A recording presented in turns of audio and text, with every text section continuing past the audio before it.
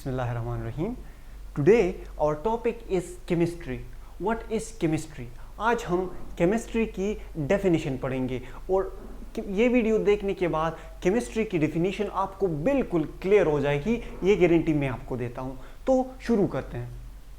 Chemistry is the branch of physical science which deal with study of composition, structure, properties, changes occurring in matter, laws and principles which bring these changes. Chemistry हमारे पास क्या है? Chemistry हमारे पास science की एक branch है, लेकिन science की भी फर्दर फिर किस्में हैं। केमिस्ट्री हमारे पास फिजिकल साइंस की ब्रांच है। Chemistry is the branch of physical science which deals with the study of composition. Composition means कि सब्सटेंस किस चीज से कंपोज्ड है, सब्सटेंस किस चीज से मिलकर बना है, कौन सी चीजें मिलकर कोई सब्सटेंस बना रही हैं।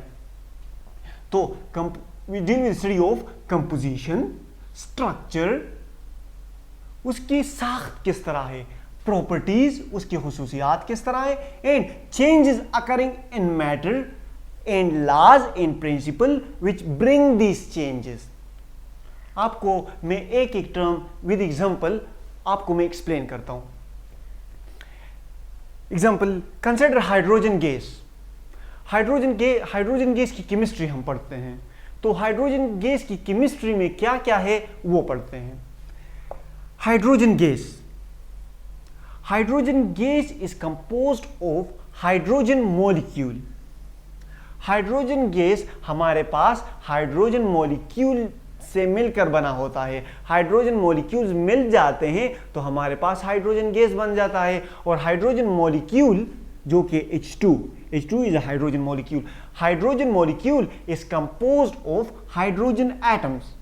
हाइड्रोजन एटम, जब दो हाइड्रोजन एटम मिल जाते हैं तो हमारे पास हाइड्रोजन मॉलिक्यूल बन जाता है। तो ये क्या हो गई? ये इसकी हो गई कंपोजिशन।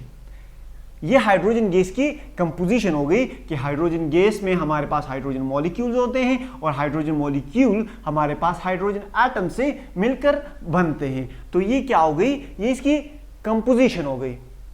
अब हाइड्रोजन एटम का स्ट्रक्चर अगर हम स्टडी करें तो हाइड्रोजन एटम का एटॉमिक नंबर 1 है। Hydrogen atom has atomic number 1 and इसका क्या मतलब हुआ? इसका मतलब यह हुआ कि इसमें एक इलेक्ट्रॉन और एक प्रोटॉन है। Atomic number is the number of electron और प्रोटॉन प्रेजेंट इन एटम। जब हाइड्रोजन का एटॉमिक नंबर 1 हो गया तो इसका मतलब यह है कि हाइड्रोजन एटम में 1 इलेक्ट्रॉन और 1 प्रोटॉन है। अब प्रोटॉन कहां पर प्रेजेंट होता है और इलेक्ट्रॉन कहां पर प्रेजेंट होता है? प्रोटॉन हमारे पास न्यूक्लियस में प्रेजेंट होता है। Proton is present in nucleus while negatively charge electron revolve around the nucleus. Proton हमारे पास पॉजिटिव चार्ज होता है जो कि न्यूक्लियस में प्रेजेंट होता है, एंड इलेक्ट्रॉन हमारे पास नेगेटिव चार्ज होता है जो कि न्यूक्लियस के इर्द गिर्द रिवॉल्व करता है। Electron revolve around the nucleus in a circular path. Electron हमारे पास, ये लेट सपोज न्यूक्लियस है और ये इलेक्ट्रॉन है, तो electron revolve around the nucleus in a circular path. अब जो इलेक्ट्रॉन सर्कुलर पाथ में मोशन कर रहा है तो the centrifugal force to the electron is provided by the electrostatic force of attraction between the positive charge proton and the negative charge electron. Proton and electrons are held together by strong electrostatic force of attraction. What is the electrostatic force of attraction? Electrostatic force of attraction is the attractive or repulsive force between the two charges. It is also called the Coulombic force of attraction. अगर इसको हम मजीद explain करें तो देखें, hydrogen का atomic number क्या है? 1 है। इसका मतलब ये हुआ कि इसमें 1 प्रोटॉन और एक प्रोटॉन और एक इलेक्ट्रॉन है।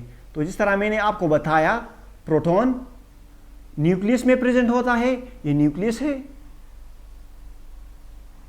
और इलेक्ट्रॉन न्यूक्लियस के इर्द गिर्द रिवॉल्व करता है। इलेक्ट्रॉन सर्कुलर पाथ में रिवॉल्व करता है, तो ये सर्कुलर पाथ, ये सेंट्रीफ्यूगल फोर्स जिस इलेक्ट्रॉन को कौन सी ऐसी चीज है जो इलेक्ट्रॉन को सर्कुलर पाथ पे मोशन करने पर मजबूर कर रही है, वो है इलेक्ट्रोस्टैटिक फोर्स ऑफ अट्रैक्शन। इनके दरमियान इलेक्ट्रोस्टैटिक फोर्स ऑफ अट्रैक्शन मौजूद है।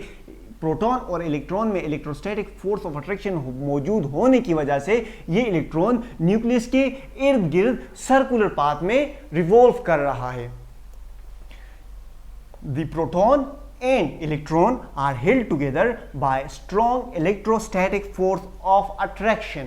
ये हो गया हाइड्रोजन एटम का स्ट्रक्चर। अब हाइड्रोजन गैस में तो हाइड्रोजन मॉलिक्यूल प्रेजेंट होते हैं और हाइड्रोजन मॉलिक्यूल्स 2 हाइड्रोजन एटम से मिलकर बने होते हैं। तो ये है स्ट्रक्चर हाइड्रोजन मॉलिक्यूल का। Hydrogen molecule consists of 2 proton. Hydrogen molecule consist of 2 proton and 2 electrons. Hydrogen molecule में H2 में हमारे पास 2 हाइड्रोजन एटम्स होते हैं। 2 हाइड्रोजन एटम्स होते हैं हमारे पास। तो एक प्रोटॉन इस हाइड्रोजन का और एक प्रोटॉन इस हाइड्रोजन का। तो क्या हो गया, हमारे पास 2 प्रोटॉन्स हो गए। हाइड्रोजन मॉलिक्यूल में हमारे पास 2 प्रोटॉन्स होते हैं और 2 इलेक्ट्रॉन्स होते हैं। यह हो गया structure of hydrogen molecule.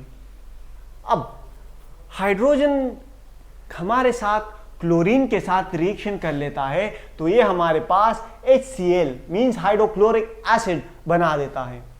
Hydrogen जब हमारे पास ऑक्सीजन के साथ रिएक्ट कर लेता है तो ये हमारे पास वाटर मॉलिक्यूल बना देता है।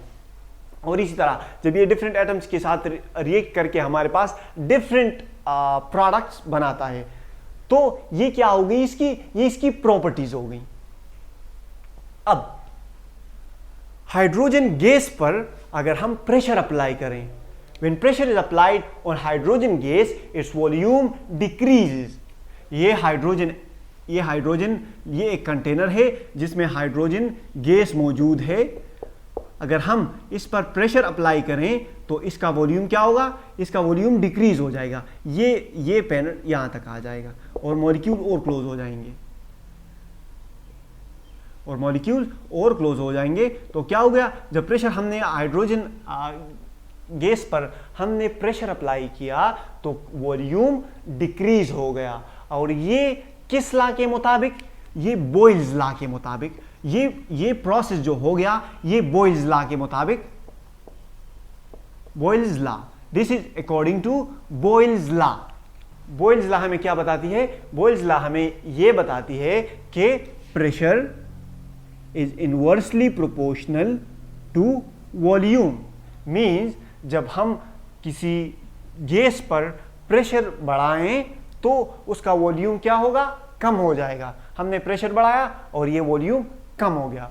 तो अब सिरे से हम रिकॉल करते हैं, हमने जिस तरह डिफिनीशन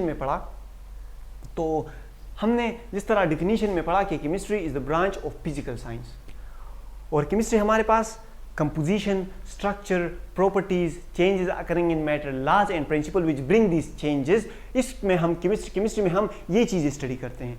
तो हमने फिर हाइड्रोजन गैस की केमिस्ट्री की तरफ आए कि हाइड्रोजन गैस की केमिस्ट्री हम स्टडी करें। तो हाइड्रोजन गैस की केमिस्ट्री में हमने क्या स्टडी किया, हमने इसकी कंपोजिशन स्टडी की। हाइड्रोजन गैस हमारे पास हाइड्रोजन मॉलिक्यूल से बना होता है और हाइड्रोजन मॉलिक्यूल्स हमारे पास 2 हाइड्रोजन एटम्स मिलके हमारे पास हाइड्रोजन मॉलिक्यूल बना देते हैं।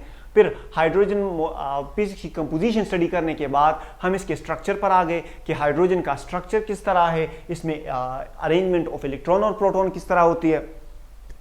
स्ट्रक्चर को स्टडी करने के बाद हमने इसकी प्रॉपर्टीज पढ़ी। हमने कहा कि जब ये क्लोरीन के साथ रिएक्ट करेगा तो ये हमारे पास हाइड्रोक्लोरिक एसिड बनाएगा। जब ये हमारे साथ ऑक्सीजन के साथ रिएक्ट करेगा 2:1 में हमारे पास ऑक्सीजन के साथ रिएक्ट करेगा तो हमारे पास वाटर मॉलिक्यूल बनेगा।